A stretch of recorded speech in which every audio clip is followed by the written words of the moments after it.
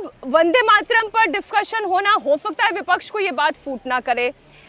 हो सकता है कि जिस तरीके की बात सरकार की तरफ से कही गई है, हो सकता है उस मुद्दे को लेकर विपक्ष चर्चा करने के लिए तैयार नहीं हो। वो 1 पॉइंट सिंगल एजेंडा लेकर चल रही हो कि एसआईआर के मुद्दे पर ही चर्चा होनी चाहिए, और सरकार भी तैयार है। लेकिन ये चर्चा कब होगी, कैसे होगी, नियम अनुसार होगी ये चर्चा।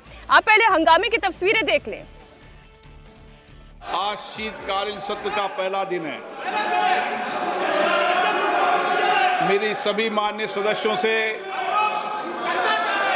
ये अपेक्षा है कि वह सदन में रचनात्मक और सक्रिय भागीदारी निभाएं। लोकतंत्र में सहमति असहमति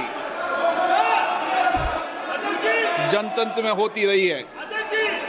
वैचारिक मतभेद भी होते हैं, लेकिन उसकी चर्चा संवाद से उसका समाधान निकलता है। मैंने पिछले सत्र के अंदर भी आप लोगों से आग्रह किया था कि हम दुनिया के सबसे बड़े लोकतंत्र हैं, हमें अच्छी परंपराएं, अच्छी परिपाटियां डालनी चाहिए। ये सदन नारेबाजी तख्तियों के लिए नहीं है। इसके लिए आपके पास सदन के बाहर बहुत मौके होते हैं। मेरा आपसे हमेशा प्रयास रहता है कि आपको जनता ने चुनकर भेजा है, आप उनकी अपेक्षाएं, आकांक्षाओं को अभिव्यक्ति करो, उनकी कठिनाई, चुनौतियों पर चर्चा करो, मुद्दों पर चर्चा करो।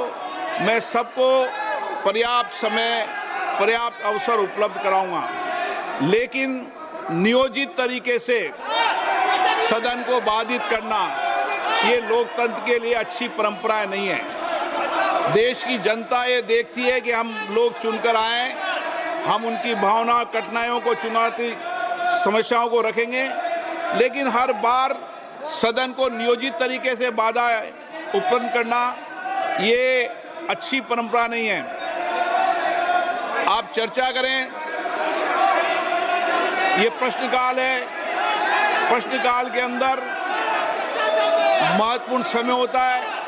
आप हमेशा आके नारेबाजी, तख्तियां सदन के अंदर नियोजित तरीके से बाधित, ठीक नहीं है। देश में, दुनिया में, लोकतंत्र में ये संदेश जाना चाहिए कि भारत की संसद और भारत में माननीय सदस्य सदन में कामकाज करते हैं, चर्चा करते हैं, और सदन कभी बाधित नहीं होना चाहिए। ये परंपराएं लागू करो। आपने प्रश्नकाल के अंदर इन विषयों पर चर्चा नहीं होती।